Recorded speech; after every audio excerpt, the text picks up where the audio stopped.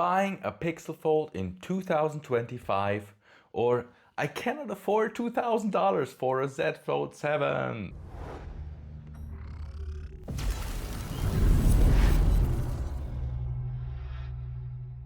Welcome back to IC Tech Reviews. My name is Ivo, and today I want to see if I can just spend $600 and get a pretty close to experience than a $2,000 foldable smartphone.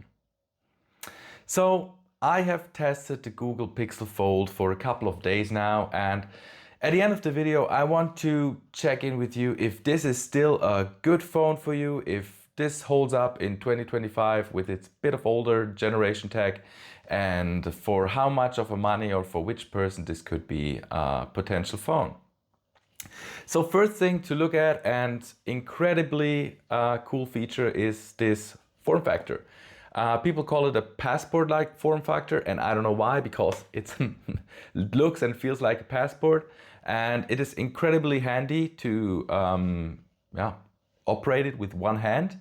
And when you fold it, it has a very good screen size for enjoying content, and pretty much can do everything that you want tablet to do.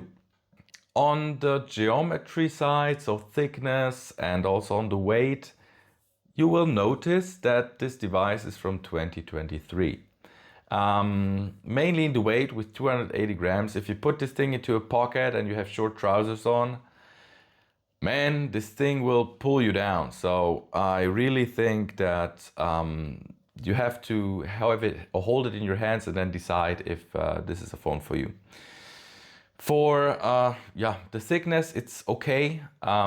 For the form factor, it has 5.8 inches. That's great for me. If we look at the screen, basically the inner and outer screen, for the outer screen, I think it's perfect. It's very bright, can get up to 2700 nits. It is perfect for everyday use. Of course, when you're staring in the sun, you will see a difference to the flagship of nowadays. Basically, this thing cannot turn as bright as an Honor Magic V5 or V3 or a Z Fold 7. On the inner screen, it gets even worse. Not that the screen is bad. I think the colors especially are very good displayed on the screen. I had it next to a Pixel 9 Pro Fold, and it was, for my opinion, even better. However, the bezels on the top are bigger than the bezels on the side, and this is something that may irritate you. And as well, in terms of indirect sunlight, this screen is not very bright and is also very reflective, as you can see here. More reflective than any other phone, I would say. All right, then we'll go to our next section, the camera section. And let me put this up front here. Cameras of the Pixel Fold compared to the foldable cameras of the Z Fold 7 or the Magic V5 that come out now are of course lacking behind. However, the price tag is a completely different one, and let's see how this will keep up. Let me show you this picture I've taken during the daylight. This was a pretty sunny day. I took a photo of these beautiful flowers in my garden, and I can say the detail is perfect. The normal lens does this, what it's obliged to do. It shoots beautiful point and shoot pictures. If we take a look at the fence here, perfectly natural colors, not oversaturated, not too vibrant. Even if we zoom in with the 5x optical zoom, it's a perfect image, which I think is still remarkable during 2025 to see such a nice 5x zoom. So this is with a bit low light and different sun and shadow configurations. I think here you can see where the camera starts to age a bit, as the darker tones of the picture are not really sharp and they lose a bit of detail and get washy. So this for sure will be better with the Z Fold 7 and with the Pixel Pro Fold and the Magic V5. So basically here you lose a bit of potential.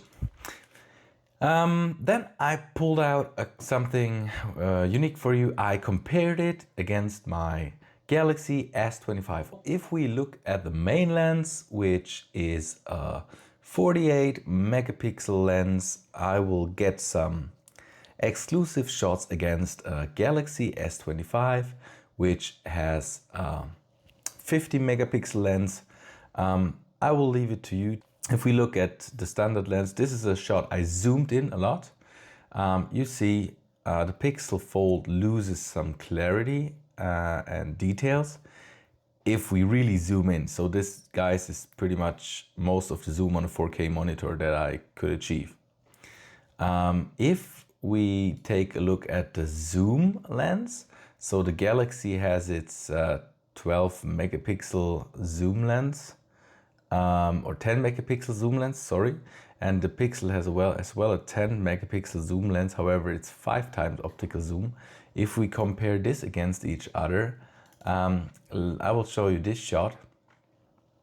And if we zoom into this shot, you will see pretty soon that the 5 times zoom of the Pixel is way superior that the Samsung, which has an equally 5 times optical zoom then, because of the 3 times zoom that this 10 megapixel telephoto lens is capable. It's not really comparable to the 5 times zoom here. I put an optical zoom picture against the 5 times zoom of the Pixel, and you see clearly the Pixel wins this fight. What I have as well for you is a kind of a selfie cam comparison. So this is the selfie with the Pixel 9 inner display camera, and this is the selfie with the Pixel Fold front camera, the standard lens, and you see you will get immediate better quality. Even if we compare it to the Samsung selfie camera, which is not bad, but it cannot compare against the main camera setup, right? Then last but not least, we have video. This is also something which is fixed with newer generations. The optical zoom and overall quality of the video is not that good. And honestly, the first Pixel Fold and also the Pixel 6 and 7 generations, they were not pretty good at video. And the same equipment is used in the Pixel Fold. And you can see that here the video is not on par with the photo quality. All right, so far from the camera department, I think you got a good glimpse at what the Pixel can do, and I think the photo quality of the standard lens is all right. Quality of the zoom lens is pretty good, and the video quality is, well, let's call it below average for 2025. So coming back from the photo and video section, we'll move on with the battery of our big boy here. So it comes with a 4800 milliampere size, and I didn't test it with Android 13 or 14. I have it with Android 16, and what I can say is, man, it holds up well. I will put in some pictures. And up to now, we still have 30% left, and at the same time today as yesterday, so after 24 hours, it was 42%. And I did a lot of YouTube stuff. I did photos, videos. I had 3.5 hours screen on time, mainly with the inner screen. And I'm confident that the Pixel Fold will go over 5.5 hours screen on time, which is okay if you use the big screen. If you just use the outside screen, you will get even better results. What I have to say as a disclaimer, I did not put all my apps from other phones on there. I put the main apps. So I put WhatsApp, social media, my mail accounts, I put eBay on it, and everything was fine. So I did not connect a Bluetooth watch or something to it, which may additionally drag some battery. Then we move on to Android 16. So Android 16 is a nice tweak for this phone. Basically, with Android 16, this phone feels like it would have a Tensor G4 as well.